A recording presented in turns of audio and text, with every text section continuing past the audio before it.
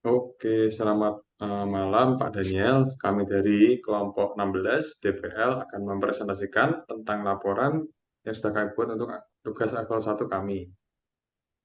Oke, sebelum itu kita akan memperkenalkan diri kita masing-masing terlebih dahulu. Namaku Benny Korapelskito dan saya ditemani oleh teman saya. Luis Dandaru Triananda. Saya Widya Stanto Ramadian. Untuk pertama-tama, kita akan memberitahu tentang topik apa yang kita pilih untuk laporan untuk level 1 ini. Oke, jadi untuk topik pertama yang kita pilih adalah Basic of Operating System. Lalu yang kedua adalah Process Management. Oke, jadi pertama kita masuk ke topik yang pertama, yaitu dasar-dasar sistem operasi. Oke, jadi apa itu sistem operasi? Di sistem operasi sendiri adalah perangkat lunak yang paling penting untuk menjalankan komputer. Jadi fungsinya adalah mengelola memori komputer dan proses-proses yang berjalan di komputer, serta semua perangkat lunak dan perangkat keras. Dengan demikian, Anda dapat berinteraksi dengan komputer tanpa mengetahui bahasa komputer. Nah, jadi tanpa adanya sistem operasi, maka komputer Anda tidak akan berguna. Oke, lalu kita akan bahas mengenai definisi atau deskripsi. Jadi sistem operasi sendiri adalah perangkat lunak yang mengelola perangkat keras dan memungkinkan program komputer berjalan. Jadi SO mengatur sumber daya seperti CPU dan memori serta menyediakan antarmuka pengguna seperti GUI atau CLI. Fungsinya mencakup pengelolaan proses, alokasi memori, pengelolaan berkas, dan manajemen perangkat keras. Terdapat jenis SO berbeda, seperti contohnya adalah single user, multitasking, multi-user, dan real-time. Untuk contoh SO umum adalah seperti yang kita tahu, yaitu Windows, Mac OS, dan Linux, yang menggunakan GUI untuk interaksi kepada pengguna atau user. Oke, jadi ada 4 fungsi inti dari operating system. Jadi yang pertama adalah ada manajemen proses, di mana OS ini mengelola proses memungkinkan berjalannya bersama beberapa program dengan mengalokasikan dan menjadwalkan sumber daya. Lalu yang kedua adalah manajemen memori, di mana ini mengontrol alokasi memori dan melindungi proses agar tidak saling mengganggu satu dengan yang lain. Yang ketiga adalah manajemen sistem berkas, di mana sistem operasi ini mengelola berkas, direktori, dan perangkat penyimpan data. Lalu yang keempat adalah manajemen perangkat, di mana SO mengelola perangkat seperti printer, keyboard, dan drive disk. Lalu selanjutnya ada beberapa jenis sistem operasi, yaitu yang pertama ada tunggal, di mana sistem operasi ini dirancang untuk pengguna yang individu. Jadi sistem ini hanya memungkinkan satu program berjalan dalam satu waktu. Lalu yang kedua adalah multi tugas, di mana kebanyakan sistem operasi ini termasuk ini hampir sama kayak yang tadi satu user, tetapi bedanya adalah ini menjalankan beberapa program secara bersatu. Lalu yang ketiga adalah multi pengguna, di mana dari namanya sendiri kita tahu bahwa bisa lebih dari satu pengguna yang mengakses sistem operasi ini secara bersamaan. Contohnya kita bisa lihat pada server. Oke, next yang keempat adalah real time, di mana sistem operasi ini dirancang untuk sistem di mana membutuhkan waktu respon yang cepat, dan contohnya yaitu pada sistem tertanam dan robotika. Oke, next akan dijelaskan oleh teman saya, Luis Dandaru. Lalu pada implementasi pada laptop yang digunakan saat ini menggunakan operating system Windows 11 versi 22H2 pada perangkat laptop Lenovo Legion 5. Seperti yang dijelaskan oleh Berniko tadi, operating system merupakan perantara antara pengguna dengan perangkat. Berikut salah satu contoh fungsi dari operating system dalam memberikan antarmuka atau user interface kepada pengguna agar perangkat dapat digunakan dengan mudah oleh pengguna. Lalu yaitu pengguna dapat memanajemen berkas mereka di direktori dengan mudah, yaitu dengan pengguna dapat menghapus, mengubah nama, mengcopy, dan lain sebagainya.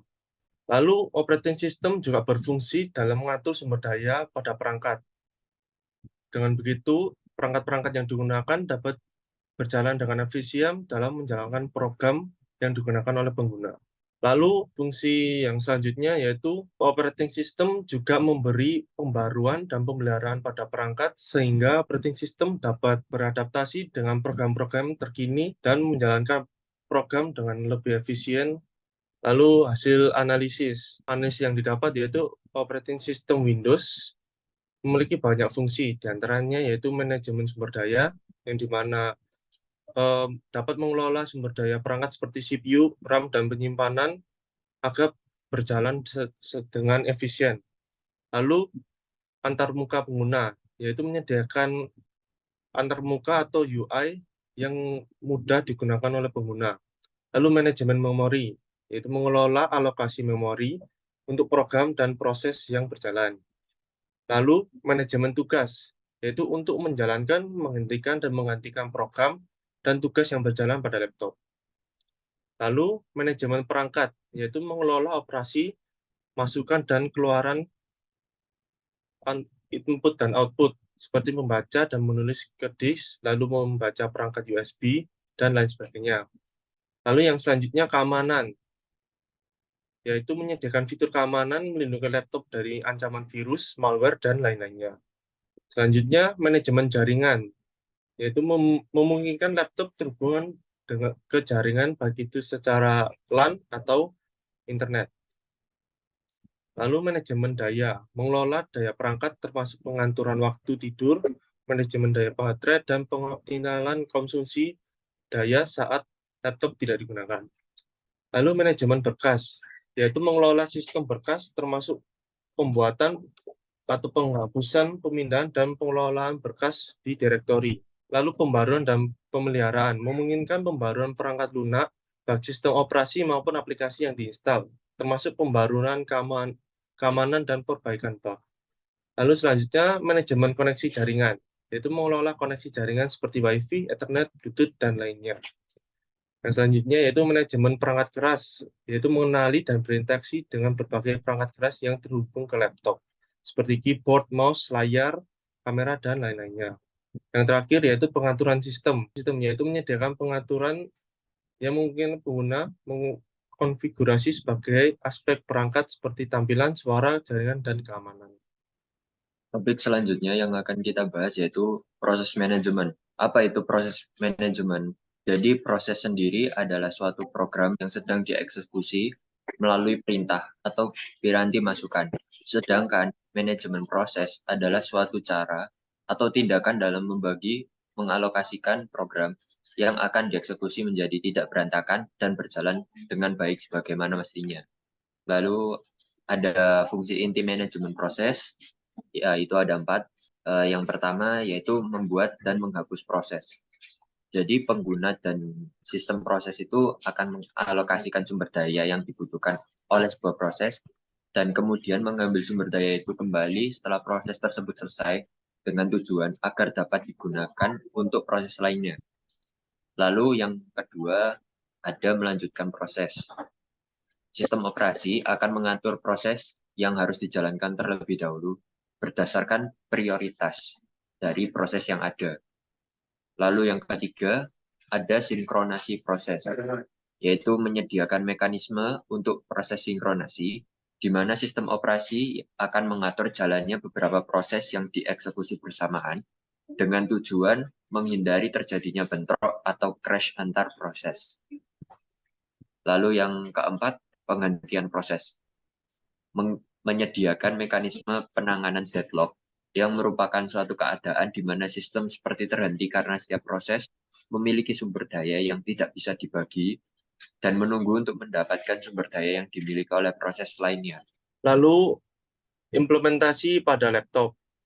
Di sini kami menggunakan 2 kasus, yaitu kasus yang pertama, perangkat itu dalam keadaan tidak menjalankan aplikasi apapun.